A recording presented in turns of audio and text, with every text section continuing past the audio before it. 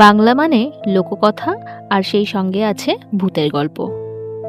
ছোটবেলা থেকে আমরা শুনে এসেছি নিশির ডাক, পেতনির কান্না কিংবা শাকচুন্নির গয়নাপ্রীতি। আজকে এই ভূত চতুর্দশীর উপলক্ষে চলো আমরা জানি বাংলা সেই রহস্যময় ভূতেদের আসল রূপ। প্রথমেই আসে পেতনি। পেতনি হলো সেই নারী ভূত যে অকাল মৃত। সাদা কাপড়ে ঢাকা শরীর, খোলা চুল আর চোখে অদ্ভুত মায়া।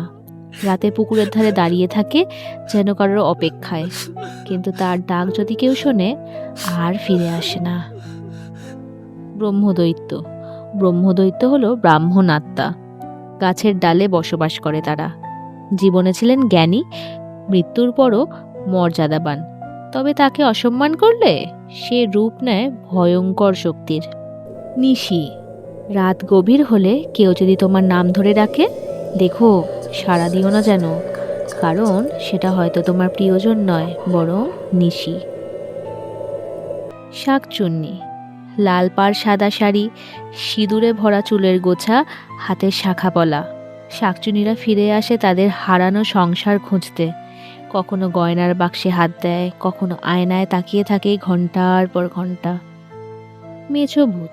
মেছো ভূতকে ভয় পাওয়ার কিছুই নেই, সে শুধু মাছের ভক্ত। রাতে যদি হাঁড়িতে রাখা ইলিশ উধাও হয়ে যায়, বুঝে নাও মেছো ভূত এসেছে খেতে।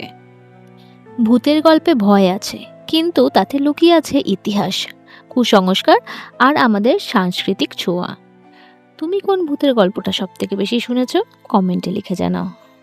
আর যদি ভিডিওটা ভালো লেগে থাকে তাহলে লাইক, শেয়ার আর সাবস্ক্রাইব করতে ভুলো না।